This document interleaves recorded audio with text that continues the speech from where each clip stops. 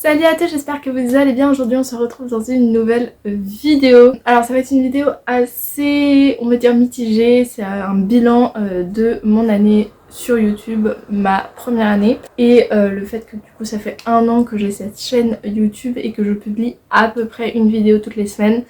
Ça a été pas vrai pour certaines périodes, on y reviendra. Donc faire un petit bilan et puis je prévois aussi une FAQ plutôt en fin de vidéo avec les questions que vous m'avez posées. On a sélectionné quelques-unes, il y en a que j'ai répondu sur Insta, il y en a que j'ai répondu directement en personne. Parmi celles que je vais vous présenter, il y en a que j'ai déjà répondu, enfin bref.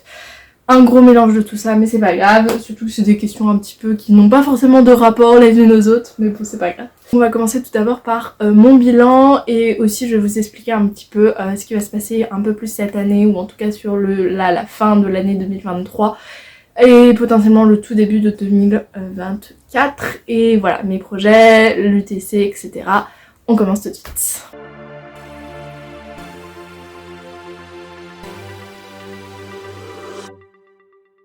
Déjà, j'aimerais souhaiter à tous ceux qui ont eu leur rentrée cette semaine une très bonne rentrée et pour ceux qui n'ont pas encore, bon courage pour votre rentrée. J'espère que tout s'est bien passé, que vous allez passer une super bonne année et surtout au début ne vous découragez pas quand vous rentrez dans un nouveau établissement, un nouveau processus, un nouveau cursus, un stage, une entreprise, etc.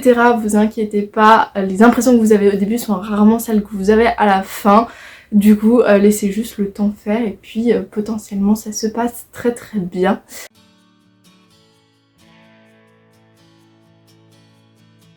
Donc tout d'abord, pour ce qui est de mon bilan de cette année, donc ça fait 1 an que je suis sur YouTube. Pour tout vous dire, mon objectif était, parce que oui j'avais un objectif que j'avais un petit peu oublié, mais c'est pas grave, mon objectif était à peu près d'avoir 1000 abonnés sur 3 ans. Alors je sais que souvent mais les personnes qui sont sur YouTube de manière générale se donnent rarement des objectifs d'abonnés parce que c'est pas quelque chose qui dépend d'eux. Enfin des fois il y en a qui se donnent cet objectif. Moi pour le coup je m'étais donné cet objectif un peu de manière naïve. Mais je pensais pas avoir autant de popularité on va dire ou d'abonnés à 500 abonnés en 1 an, ça me semblait énorme. Et pourtant là je crois que la dernière fois que j'ai regardé c'était ce matin, on était 510, ce qui est assez incroyable et voilà, je vous remercie. Je sais que ce que je fais est un travail en plus mais que je qualifie pas forcément de travail parce que c'est quelque chose que j'aime faire, aider les gens. Ce qui me prend le plus de temps c'est préparer des posts, préparer des vidéos et c'est des aspects qui sont pas forcément toujours sympathiques on va dire, c'est pas toujours les moments que je préfère quand je m'occupe de ma chaîne YouTube de manière générale. Ce que je préfère c'est aller voir les gens, les interroger, ce que je préfère c'est monter la vidéo en tant que telle, peut-être pas, mais en tout cas le rendu à la fin, vos retours bien évidemment, le fait de pouvoir vous aider, le fait de pouvoir tourner, j'aime bien aussi tourner devant une caméra, enfin tout ça fait que le moment le plus compliqué on va dire pour la chaîne n'est pas forcément le moment le plus sympathique et pourtant moi qui suis une personne qui a tendance à avoir des gros projets et qui ne les suit pas tout le temps, a réussi, je trouve que j'ai plutôt bien réussi à tenir cette chaîne. Alors il y a des grosses périodes où je ne pouvais pas poster de vidéos, mais ça m'a pas découragée et ça m'a même donné envie de revenir après. Pareil pour les posts Instagram, j'ai repris juste cette semaine et là où l'année dernière je postais à peu près un post par semaine, là je sais que ce ne sera pas possible et que je les posterai uniquement quand je pourrais et ça me convient très bien parce que j'ai pas envie de m'imposer ça parce que sinon je vais arrêter. Vraiment ce qui est le plus chronophage et négatif pour moi c'est vraiment les posts Insta, mais je me dis que c'est quand même quelque chose que j'aurais aimé avoir moi personnellement, un petit résumé de chaque formation ou enfin je postule pas mal de choses. Là le dernier post c'était vis-à-vis des concours post-bac ingénieur qui me semble être quelque chose à décortiquer pour les personnes qui ne connaissent pas forcément et du coup je trouve ça super intéressant de pouvoir le faire, mais c'est quelque chose qui prend beaucoup de temps, qui est pas forcément hyper sympathique, c'est-à-dire que je dois aller voir les sites, les différents sites, résumer. La partie la mieux c'est le design du post, mais ensuite quand tu remplis ça peut être un petit peu long et un petit peu fastidieux quoi, donc c'est pas forcément ce que je préfère, mais j'ai l'impression que ça peut vous aider et du coup j'aime plutôt faire ça. Pour ce qui est de... On va commencer par YouTube parce que c'est quand même, on va dire, l'activité principale que je fais vis-à-vis du guide d'orientation, ou du petit guide d'orientation. Pour ce qui est de YouTube, j'aimerais continuer à poster une vidéo par semaine. Ça me semble correct. Alors il y a des moments où je ne pourrais pas et c'est pas très grave. Pour ce qui est des vidéos en tant que telles, c'est vrai qu'à la fin de l'année, là, j'ai eu du mal à préparer des vidéos. Des vrais contenus, on va dire, avec des vidéos thématiques. Et je parlais plus de moi et de mon expérience qui sont pas inintéressants, hein, mais j'ai envie de toucher à tout et du coup je pense essayer d'alterner encore plus pour éviter d'avoir trop de vidéos où je parle de l'UTC, où je parle de la BCPST, où je parle de ce que je fais, où je papote comme là maintenant, enfin voilà. Donc essayez de ça les répartir un peu plus pour vous donner plus de contenu spécifique sur les formations, notamment parce qu'on est au début de l'année et je pense jusqu'à janvier il y a toute porte ouverte et je veux vous donner l'occasion d'avoir des informations sur des formations que vous auriez pas forcément entendu parler dans votre entourage, à votre école ou de manière un peu au hasard, vous donner l'opportunité de découvrir des formations que vous ne connaissez absolument pas pour vous dire peut-être que ça m'intéresse, peut-être que je devrais aller voir une JPO et etc. Donc ça c'est vraiment quelque chose qui me tient à cœur, de préparer plus de vidéos et peut-être me concentrer sur bien sûr la qualité avant la quantité pour avoir des vidéos qui sont synthétiques, essayer de plus faire des hyper longues vidéos parce que je sens que j'en perds beaucoup et d'avoir des points thématiques peut-être un peu plus larges ou pas. Enfin faut que je vois encore, j'ai pas encore fait mon planning de septembre, mais écoutez quand cette vidéo se finit, je pense que je vais m'y mettre parce que j'ai pas mal d'idées que j'ai commencé à noter à droite à gauche, donc il faut que je me fasse un planning tout simplement. Donc ça c'est vraiment pour la partie organisation des vidéos. Pour ce qui est des vidéos présente ton cursus, c'est bien lancé, je sens que je commence à pouvoir pas forcément demander aux gens, mais ce que je veux dire c'est que j'ai pas mal de contacts. Je me suis fait même une petite liste sur mon téléphone. Il faut juste que j'aille au contact des gens, que je leur demande, que je les convainc parfois parce que c'est pas toujours évident de montrer sa tête sur YouTube, de parler de soi, et ce que je comprends tout à fait. Mais du coup voilà, c'est trouver des contacts, tourner les vidéos, etc. Et c'est un petit peu les parties que je préfère, j'avoue, entendre des gens parler de leur cursus, vraiment. Vous pouvez me prendre un petit peu pour une folle, mais vraiment c'est ce que j'adore. Et d'ailleurs la vidéo de la semaine dernière est un présente ton cursus si ça vous intéresse. Et il y en a une que j'ai déjà tournée et qui me manque plus que monter et la programmer pour septembre. Donc elle arrivera dans pas très longtemps et je parlerai de l'ENSG qui est une école après prépa d'ingénieur. Alors oui je sais, j'ai beaucoup de témoignages vis-à-vis des écoles d'ingénieurs parce que j'ai baigné dans ce monde-là, parce que tous mes contacts sont à peu près ça. Mais je vous réserve aussi des surprises sur d'autres cursus et il me semble que je vous avais promis d'interviewer un élève de Polytechnique, qui est toujours une école d'ingénieur. Ça aussi, j'ai commencé à avoir un bon contact. Il faut juste que j'améliore ce contact et que je lui rappelle hey, est-ce qu'on pourrait tourner une vidéo. Donc c'est potentiellement, je ne veux pas vous dire de vous donner de faux espoirs, mais c'est en vue pour j'espère fin 2023 avoir cette interview et voilà, je l'attends autant que vous, je pense. Donc voilà. Donc ça c'était pour ma chaîne YouTube de manière générale. Pour ce qui est de Instagram, alors Instagram je suis moins, c'est pas que je suis moins présente, je suis plus présente sur Instagram parce que le site demande d'être plus présent, mais je suis moins présente dans ce qu'on demande d'habitude vis-à-vis d'Instagram. Moi je me suis compris si vous m'avez pas compris, mais c'est pas grave. Tout ça pour dire que voilà, mon rythme à la base l'année dernière c'était un post par semaine, mais c'était très difficile de le tenir. Et je suis pas sûre encore une fois de le faire. Je vais essayer à un post toutes les 2 semaines et si j'y arrive je serai vachement contente de ça.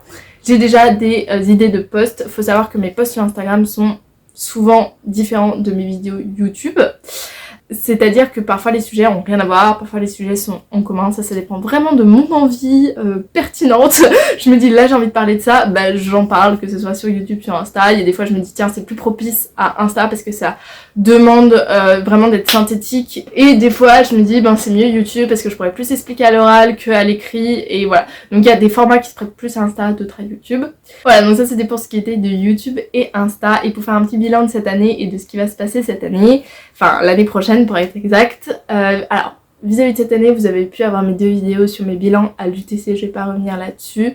Ça a été une année relativement similaire aux autres, mis à part du fait que j'avais une chaîne YouTube, sinon c'était à peu près similaire aux autres années, mais je me suis beaucoup plus épanouie personnellement parce que tout simplement avoir une chaîne et tout ça, au-delà de m'occuper, j'aime beaucoup ça, j'aime beaucoup partager, etc. Donc je suis très contente vis-à-vis de ça. Et après aussi vis-à-vis de l'UTC, je me suis sentie vraiment mieux, on va dire, que les autres années. J'irais pas jusqu'à me dire que je me suis moins mis la pression, parce que le premier semestre d'automne 2022 a été relativement compliqué parce que j'avais pas les matières que j'aimais, parce que je me suis pas forcément donnée à 100% dans certaines matières et d'autres je me suis donnée à 100% pour pas avoir les résultats qu'il fallait. Enfin bref, ça c'est toujours ce qui arrive malheureusement en formation.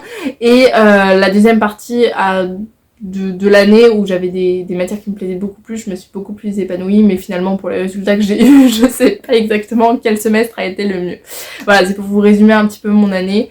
J'ai rien de spécial à vous dire vis-à-vis de ça, et on va parler de l'année prochaine.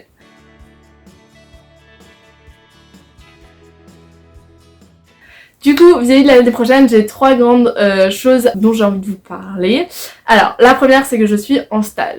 Je vous en avais parlé, je crois que je cherchais un stage, que c'était compliqué. D'ailleurs, je pense faire une vidéo sur comment trouver un stage et surtout ne pas se décourager, parce que je vous le dis là maintenant, entre le moment où j'ai cherché des stages et le moment où j'ai signé ma convention, il s'est passé 6 mois.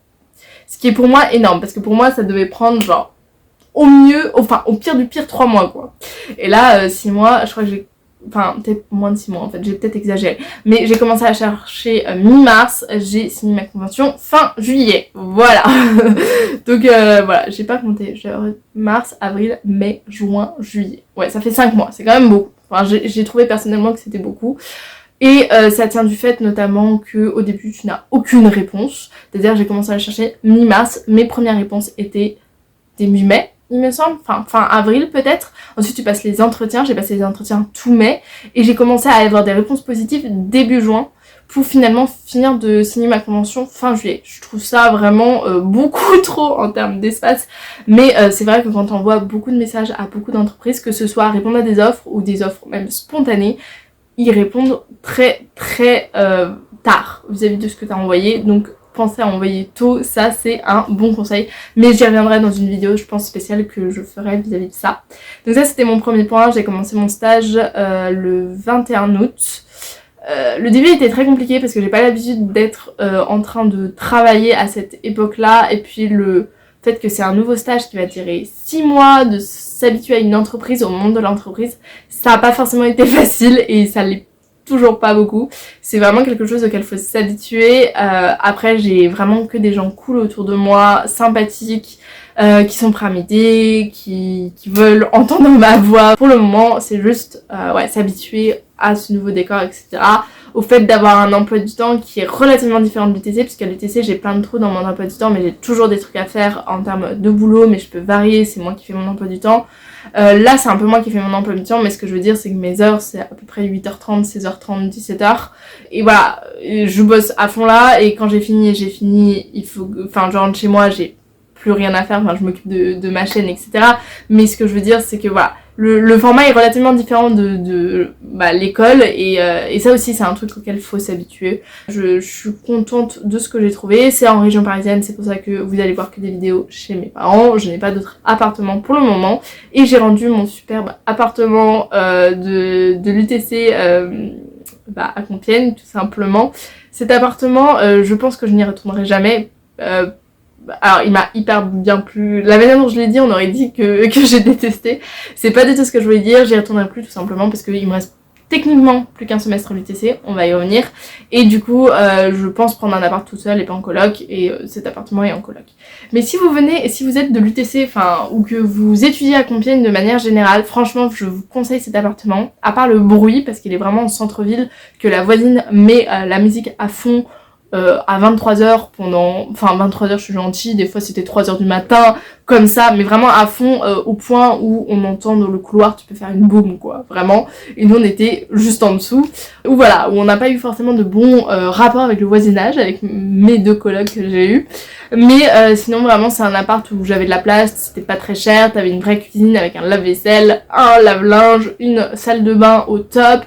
Vraiment c'était un superbe appartement et je pense que c'est très compliqué d'en trouver un à ce prix là aussi bien à Compiègne. Donc ça c'est pour la première partie. En parallèle j'ai aussi postulé a des vœux pour partir à l'étranger. Donc si tout se passe bien, si je suis prise, ce qui est relativement 50% de chance, donc voilà, une chance sur deux que je sois prise, je pourrais potentiellement partir à l'étranger au semestre prochain. Je vous dis pas encore la destination, peut-être que je vous l'ai déjà dit dans d'autres vidéos, donc c'est tout à fait possible. Mais là je vous dis pas la destination, ça dépendra bien sûr de où je suis prise. Je devrais avoir les résultats fin septembre, donc peut-être que je vous en parlerai à ce moment-là, je sais pas trop quand, peut-être que je vous en parlerai sur Insta. Ça dépendra vraiment de mon humeur, de ce que je veux en faire, etc. Mais voilà, techniquement, le semestre prochain, je suis à l'étranger, puisque pour valider son diplôme d'ingénieur, il faut aller à l'étranger. Alors je crois que ce qui est inscrit réellement pour la CTI, donc la CTI c'est ceux qui vérifient que les écoles peuvent livrer un diplôme d'ingénieur et qui définissent des règles pour avoir le diplôme d'ingénieur, et je crois que dans la CTI c'est écrit qu'il faut minimum 3 mois à l'étranger. Maintenant ça dépend vraiment tellement de l'école, il y a des gens hors Covid, hein, ils ont fait 1 mois à l'étranger, ils ont quand même validé, donc voilà, ça dépend vraiment des écoles. Moi j'ai eu de tout, il y a même des personnes qui m'ont dit nous ils demandent même pas de partir à l'étranger, tu peux partir juste une semaine en vacances, tu valides ton truc, alors que nous à l'UTC je crois qu'ils demandent 6 mois. Donc voilà, ça va dépendre des écoles, mais techniquement c'est 3 mois minimum à l'étranger. Au-delà de vous donner une opportunité, si c'est obligatoire, bah vous êtes obligé de préparer quelque chose pour aller à l'étranger. Alors c'est pas toujours évident, je suis pas forcément pour cette mesure. Alors je sais que ça donne une opportunité encore une fois de partir à l'étranger, que en obligeant ça donne une expérience à l'étranger. Maintenant partir à l'étranger c'est un coût incroyablement élevé. Ça dépend de la destination, mais même pour les destinations les plus simples, on va dire en Europe, ça demande quand même de payer ton appart, de payer tes billets, de payer ta nourriture, tout ça. Ça paraît un peu logique comme venir à Compiègne, mais souvent c'est dans des grandes villes, donc ça coûte plus cher. Tu payes l'université aussi, t'as des aides, mais les aides sont pas forcément toujours présentes. Et puis en fonction de l'université où tu vas, ouais, tu payes plus ou moins cher, donc franchement ça demande un coût énorme. Puis au-delà de ça, je suis pas toujours sûre de la pertinence vis-à-vis des destinations qui sont proposées. Enfin bref, voilà, c'est un truc dont on pourrait discuter. D'ailleurs, si vous avez des opinions en commentaire, n'hésitez pas. Et je suis un petit peu, vous voyez, comment dire, relativement stressée vis-à-vis de ça, de partir 6 mois toute seule à l'étranger. Mais écoutez, je vous en reparlerai plus tard, probablement dans une autre vidéo. Et voilà, vous suivrez ça sur la chaîne bien évidemment. Et la dernière chose dont j'avais envie de vous parler avant de passer à la FAQ, c'était mon projet, enfin c'est pas vraiment un projet, mais j'ai accepté dernièrement un job étudiant qui va être un job dans la communication de l'UTC. C'est en rapport pas directement avec cette chaîne, mais indirectement. En fait, en regardant mes vidéos sur YouTube, l'UTC m'a contacté en me demandant si j'avais envie de faire partie de l'équipe communication. Et au début je pensais que ce serait directement lié à la chaîne, mais pas que ça m'inquiétait, mais je voulais pas que la chaîne parle uniquement de l'UTC, de 1. De 2, je voulais pas être régulée vis-à-vis de ce que je dirais vis-à-vis de l'UTC, si vous voyez ce que je veux dire. Voilà, donc il y avait certains points et ouais, je voulais tout simplement pas que cette chaîne soit UTC, voilà. Et en fait, j'avais pas du tout compris parce qu'ils m'ont dit que ma chaîne était ma chaîne, que j'avais le droit de dire ce que je voulais, j'avais le droit d'en faire ce que je voulais vu que c'était ma chaîne, mais que eux, ce qu'ils avaient besoin, c'était de quelqu'un qui sache monter des vidéos pour être dans la com de l'UTC et pouvoir proposer des vidéos à propos de l'UTC, qui a rien à voir encore une fois avec cette chaîne, et qu'ils avaient besoin aussi de personnes qui seraient capables de comprendre les lycéens, les terminales, les personnes qui sont en prépa, qui veulent intégrer l'UTC ou qui hésitent à intégrer l'UTC, pour essayer de les comprendre et pour essayer de leur montrer ce qu'on fait à l'UTC. Et quand ils m'ont parlé du projet et du fait de trouver des idées, notamment pour les JPO, etc., j'ai trouvé ça assez cool et j'ai bien sûr dit oui, que j'avais envie de faire partie de l'équipe. Et j'ai signé mon contrat il n'y a pas très longtemps, donc voilà, je suis trop contente. Au niveau de la transparence vis-à-vis du fait que du coup je serai dans la com de l'UTC, voilà, c'est aussi ma manière de vous dire que le fait de travailler pour l'UTC vis-à-vis de la communication et vis-à-vis de potentiellement donner aux gens envie de venir à l'UTC ne m'empêchera pas de dire ce que je veux de l'UTC sur cette chaîne, et tout en étant toujours bienveillante, parce que c'est vraiment un peu mon but dans la vie, de rester bienveillante vis-à-vis des critiques qu'on pourrait avoir, qu'elles soient positives ou négatives. Et voilà, ça m'empêchera pas de dire ce que je veux, ça m'empêchera pas d'en faire ce que je veux de cette chaîne, et surtout je continuerai à varier mes vidéos pour pas rester et tourner autour de l'UTC, et je continuerai à vous parler bien évidemment de l'UTC quand j'en ai besoin, quand je trouverai un sujet pertinent. Donc voilà, c'était pour mettre les choses au clair et je pourrais potentiellement vous parler de ce job étu aussi de temps en temps dans certaines vidéos, dans certains posts Insta, mais ce sera vraiment de manière ponctuelle et ça ne prendra pas toute la part de cette chaîne. Et puis surtout je pense que faire partie de la communauté UTC va m'apporter des... Enfin après ça c'est encore une fois une opinion, je ne sais pas si ce sera vrai, mais va m'apporter des clés pour avoir plus de contacts, pour avoir plus d'expérience vis-à-vis de tout ce qui est communication et pouvoir vous partager encore plus mes idées, ce que je connais, mes connaissances et tout ce qui pourrait potentiellement vous aider à trouver votre voie, votre orientation. Donc rien que pour ça, j'ai signé. Et voilà, et là on va passer juste à la FAQ, ça va être une petite partie à la fin, ne vous inquiétez pas, il n'y a pas tellement de questions que ça.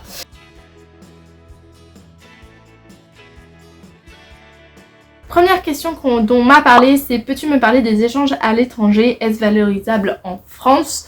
Alors, les échanges à l'étranger, dans certaines formations, ça compte pour les ingénieurs. J'ai pas d'exemple direct d'autres formations où tu es obligé de partir tant d'années à l'étranger. Mais les ingénieurs, maintenant, c'est dans la CTI. Et pour d'autres personnes, vous avez potentiellement l'opportunité de partir à l'étranger. Donc ça peut pas être grâce à Erasmus, ça peut être dans le cadre d'un partenariat vis-à-vis de votre université, dans le cadre d'un double diplôme ou tout simplement partir juste après le bac à l'étranger pour faire une formation. Est-ce que c'est valorisable? Je pense que c'est très valorisable les échanges à l'étranger et c'est une des raisons pour lesquelles je comprends potentiellement qu'on ait mis obligatoire vis-à-vis des écoles d'ingénieurs. Dans le sens où quelqu'un qui est parti à l'étranger, déjà il y a plusieurs opinions que tu vas avoir sur cette personne, qu'elles soient vraies ou pas. La toute première opinion, c'est que cette personne est assez autonome pour partir toute seule de chez elle, loin de chez elle, dans un pays qu'elle ne connaît pas, avec des gens qu'elle ne va pas connaître. Alors potentiellement, elle sera peut-être avec d'autres personnes de son université, mais c'est relativement rare, il me semble, de partir vraiment avec un ami que tu connais 100%, etc. Ça montre un peu ton autonomie, ça montre ton ouverture d'esprit de t'ouvrir à d'autres cultures, à d'autres manières de faire. Plus tu pars loin, pour cette compétence, je parle vraiment de cette compétence, plus c'est valorisable. Et au-delà de l'ouverture d'esprit, ouais, t'ouvrir à d'autres civilisations, d'autres manières de faire. Il y a aussi le fait d'apprendre une nouvelle langue ou d'être plongé dans une nouvelle langue. Si vous partez dans des pays anglophones, c'est vachement valorisable pour votre niveau d'anglais. Dans les pays germaniques, hispanique, c'est valorisable pour ces deux langues qui sont quand même beaucoup utilisées en France. Et bien sûr, si vous parlez dans d'autres pays qui ont un rapport direct avec votre métier, par exemple si vous partez en Asie et que votre future entreprise elle a une ouverture internationale sur l'Asie, bah ça peut être vachement valorisable parce que vous allez connaître comment les gens, pas forcément travaillent là-bas, mais la civilisation des personnes là-bas. Et si dans votre entreprise plus tard vous allez bosser avec des personnes qui seront en Asie et qui auront un certain rythme pour bosser, une certaine façon de faire, vous pourrez plus facilement vous adapter parce que vous connaissez mieux le système de ce pays ou relativement mieux parce que vous y avez été intégré à un moment. Donc ça c'est tout ce qui est valorisable sur le CV, je pense que c'est plus que valorisable. C'est très bien vu d'être parti à l'étranger. Je parlais et le téléphone m'a coupé. Ça ressemble à quoi la rentrée à l'UTC en tant qu'étudiant? Je vous avoue que moi je suis rentrée pendant le Covid. Je trouvais ça très silencieux. On a fait une intégration mais qui était avec des masques qui étaient à l'intérieur de l'UTC, qui était de telle heure à telle heure, sous réservation. C'était pas vraiment l'intégration dont on vous parle et je pense que ça a beaucoup changé. J'ai pas eu l'occasion de refaire l'intégration après parce que j'avais d'autres projets et qui n'étaient pas en lien avec les associations qui s'occupent de l'intégration à l'UTC. Donc en termes d'intégration même, je ne sais pas trop. Mais en termes de rentrée, je sais que la première semaine à l'UTC, vous n'avez pas tout ce qui est TD et TP. Donc vous avez une semaine très très light, où vous pouvez tranquillement vous réhabituer au cours. Vous avez à peu près 1 heure à 2 heures par jour. Donc ça c'est du coup tranquillou, vous rentrez tranquille. Vous avez aussi pas mal d'amphi d'associations qui vous présentent ce qu'ils font pour vous donner potentiellement envie de rejoindre l'association. Vous avez la JDA, donc la journée des associations. Ça vaut le coup d'y aller parce que en fait toutes les associations ont un stand et tu peux passer, parler aux gens, demander ce qu'ils font. Et puis souvent il y a des petites activités qui sont faites sur les stands, alors très petites, très ponctuelles, mais je trouve que c'est assez sympathique d'aller voir. Vous recevez plein de mails dans tous les sens, de trucs que vous pouvez potentiellement faire et personnellement, recevoir des mails, la plupart du temps, j'aime pas trop, mais cette partie-là, j'aime pas mal. À quand une vidéo sur les magistères, formation peu visible alors que de haut niveau? Alors, je connaissais pas. Avant de préparer cette vidéo, je ne connaissais pas ce qu'étaient les magistères. Donc les magistères, visiblement, c'est une formation qui se fait à l'université à partir de la L3. Donc c'est accessible soit au L2, soit aux personnes de prépa qui souhaitent pas forcément continuer dans une école sur concours. Un diplôme qui se fait en parallèle de sa licence 3 et de son master et qui est valorisé puisque c'est des cours qui sont censés être de haut niveau et qui sont des cours souvent axés sur la recherche. Donc à la fin vous avez à la fois votre master et un magistère relié à la recherche et souvent c'est en partenariat avec des laboratoires de recherche ou je sais pas si c'est des laboratoires mais des unités de recherche au sein des universités. Et voilà, donc je connaissais pas du tout, ça a l'air effectivement de haut niveau. J'aime pas trop cette expression de formation de haut niveau comme s'il y avait des formations toutes petites. Alors sans que ce soit péjoratif, oui il y a des formations toutes petites et des formations de haut niveau, mais effectivement ça a l'air d'être une formation qui a du potentiel dans le sens où il y a peut-être des choses à dire, et comme je ne la connais pas, ça veut dire que la plupart d'entre vous ne connaissez pas cette formation, et du coup pourquoi pas faire une vidéo dessus, c'est quelque chose auquel je pense, une vidéo ou un post, je verrai, mais ok, merci pour l'idée. Ton stage se passe-t-il bien? Alors j'en ai déjà parlé, je sais pas pourquoi je l'ai remis là, donc oui il se passe bien, c'est difficile de s'intégrer, enfin pas réellement de s'intégrer mais c'est difficile de prendre ses marques, d'être totalement à l'aise et etc. Mais oui relativement, franchement je pensais que ce serait pas aussi simple, enfin que ce serait plus compliqué pour moi quoi tout simplement, mais pour l'instant ça se passe très très bien donc je suis très contente. Comment appréhender la rentrée sans stresser? Alors si vous êtes déjà rentré vous devez peut-être rire derrière votre écran en vous disant bon moi c'est déjà fait. Il n'y a pas de recette magique je dirais. Déjà c'est très compliqué pour moi de vous donner des conseils sur le stress parce que je pense que je suis la pire personne pour parler de stress de manière détendue et pour vous expliquer comment réguler son stress parce que je suis vraiment quelqu'un qui... Pour vous donner une petite anecdote, je sais que cette vidéo est déjà beaucoup trop longue mais bon c'est pas grave, pour vous donner une anecdote, la première semaine de mon stage, je n'étais pas stressée psychologiquement, c'est-à-dire que j'avais pas les effets du stress à vouloir pleurer le soir, je sais pas, être stressée, vous connaissez les effets du stress peut-être psychologique, à être sous tension, à se sentir mal, à être un petit peu déprimée, etc. J'avais pas ça. J'étais même très joyeuse dans ma vie, par contre mon corps m'a exprimé de toutes les manières qu'il faut que j'étais stressée et c'était très bizarre parce que je n'avais jamais connu ça de ma vie, c'est-à-dire la nuit j'entendais mon cœur battre, donc ça m'arrive quand je suis stressée de manière générale, j'avais hyper faim tout le temps, ce qui est un truc du stress. Le stress ça peut faire d'avoir très très faim ou de ne plus avoir du tout faim et là j'avais très très faim, ce qui est drôle parce que le stress d'habitude moi ça me fait que j'ai plus faim du tout. J'ai eu des moments où je tremblais, des moments où vraiment j'ai eu tout ce qui est possible d'avoir et je sais que c'est le stress parce que ça durait que 1 ou 2 jours et ensuite je passais à un autre symptôme. J'ai eu beaucoup de symptômes du stress. En tout cas j'espère que c'est le stress parce que je l'attribue à ça et que maintenant ça va mieux alors que je me sentais pas stressée. Donc voilà, c'est pour vous dire que je suis vraiment, c'est la première fois que ça m'arrivait et je suis vraiment pas à l'aise, je suis pas légitime de parler du stress en vous disant voilà faut que vous fassiez ça pour arrêter d'avoir du stress, voilà je suis pas du tout légitime. Par contre peut-être quelque chose qui pourrait vous aider pour la rentrée spécifiquement, ne pas vous faire 5000 scénarios dans votre tête puisque de toute manière tous les scénarios que vous avez envisagés ne seront pas ceux que vous aurez. La rentrée ça se passe souvent très lentement et quand ça se passe, alors la plupart du temps, parce que oui, c'est pas vrai pour tout, mais ça se passe souvent très lentement. Alors c'est pas vrai par exemple pour la prépa, je trouve que ça va très vite en prépa, mais vous avez le temps de vous y habituer et vous dites pas dès le premier jour il faut que je sois au top, il faut que je sois en train, motivée à travailler, motivée à m'y remettre. Vous avez le temps, alors ne prenez pas non plus 1 mois à vous y mettre, mais ce que je veux dire c'est que ne vous mettez pas la pression sur le premier jour en tant que tel. Le premier jour vous devez juste faire acte de présence et avoir l'air d'être un petit peu joyeux et motivé et je pense que le reste se fera tout seul. Vous avez le droit de vous tromper, vous avez le droit de pas être au top de votre forme le premier jour et de laisser place un petit peu à votre stress. Je pense que c'est tout à fait normal et la plupart du temps je pense que la rentrée c'est vraiment, même si c'est stressant, c'est vraiment un résultat qui est plutôt positif que négatif, donc voilà, accrochez-vous à ça. Voilà, sur ce, j'espère que vous avez aimé cette vidéo, elle était déjà un petit peu trop longue. N'hésitez pas à liker, n'hésitez pas à vous commenter si vous avez des questions, des remarques vis-à-vis de tout ce que j'ai dit dans cette vidéo. Et n'hésitez pas non plus à vous abonner. Allez, petit objectif, on va dire 1000 abonnés pour l'année prochaine. Et je le dis avec le sourire parce que même moi j'y crois pas, mais c'est pas grave. Voilà, donc si vous n'êtes pas abonné, abonnez-vous. Et si vous avez des idées de vidéos ou de posts que vous avez, dont je m'occupe prioritairement, n'hésitez pas à le mettre en commentaire aussi. Et sinon je vous dis à la semaine prochaine pour une vidéo. Salut!